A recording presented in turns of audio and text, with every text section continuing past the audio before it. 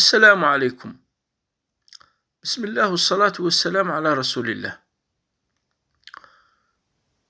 دائما احنا نقولوا هذيك المقولة نتاع الدنيا تأمن بالواقف. سيفري، حقيقة هذه كلمة مش غلطة وهي حكمة. على بالكم اليوم شنقريحة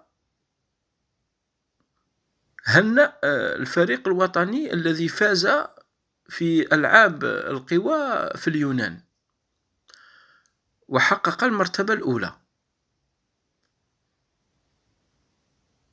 علاش؟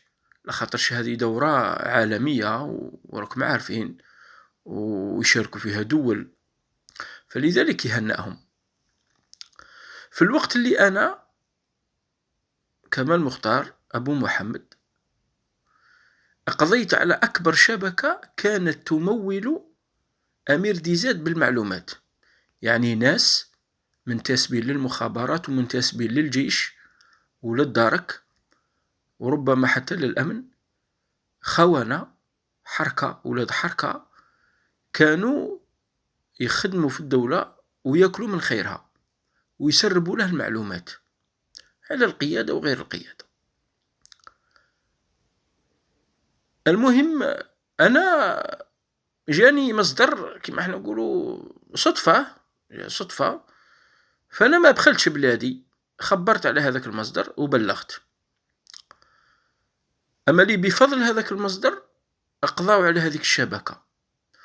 من بعد أمير ديزاد لما كما احنا نقولوا تقدروا تقول كل المصادر تاع المعلومات انقطعت عليه، واش ولا يدير؟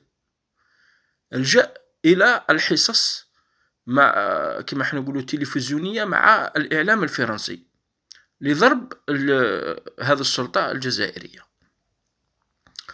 المهم يعني أنا قدمت خدمة كبيرة اللي حتى المخابرات الجزائرية ما قدرتش توصل لها، وانا في الحقيقة كما قلت لكم والله لا غير انسان مواطن بسيط وجاتني هذيك المعلومة هكا صدفة، ولكن هذيك المعلومة ساهمت بشكل كبير جدا. زيد على هذا قدمت لهم فكرة قانون تجريم الرسائل المجهولة.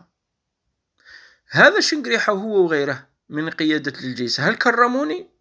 لا، ما كرمونيش، خش على هذه الأمور اللي نتكلم لكم سرية ما كاش اللي يعرفها. إذن أنا شكام